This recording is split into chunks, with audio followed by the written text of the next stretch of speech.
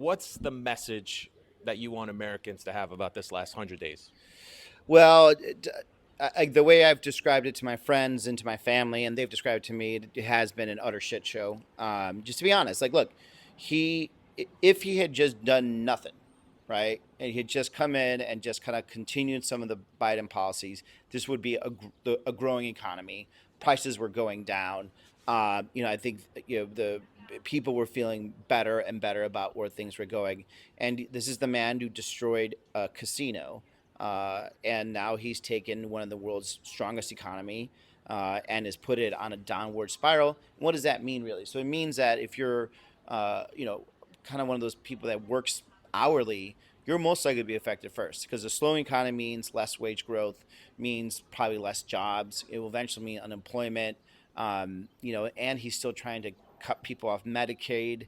And he's deporting people without due process. All these things that are just causing a lot of chaos and making people feel bad about the economy, which is essentially finding itself into what's happening right now.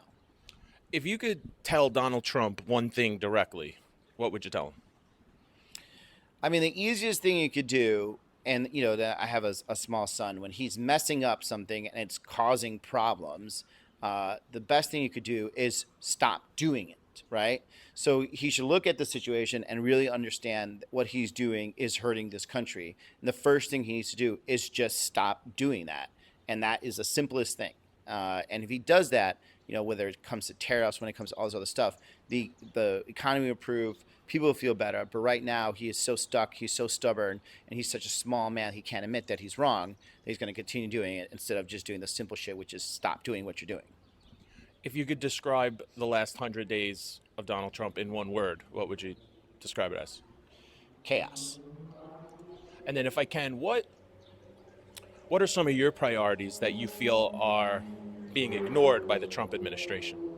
Well, I like to focus on things that, well, not that it don't matter to the people. Like for me, there's just a lot of people in this country that are working very hard and feel like they're not making it, right? Especially people that, have a couple kids. So, focus on, for example, childcare, right? Making childcare more affordable, focusing on families being able to make a little, you know, feel a little easier, breathe a little easier by giving them a child tax credit so they get an extra $200 a month for their kids.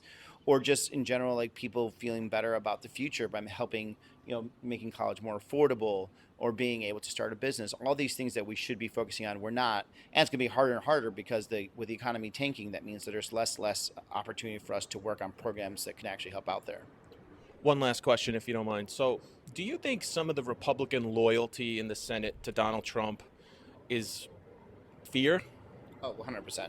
It's not liking. Nobody likes this guy. It's entirely fair, which is why the most important thing, like the more we can make him unpopular, then the easier it is to get some of these guys that already don't like Donald Trump to come and join us to actually stop some of his most harmful stuff that he's doing.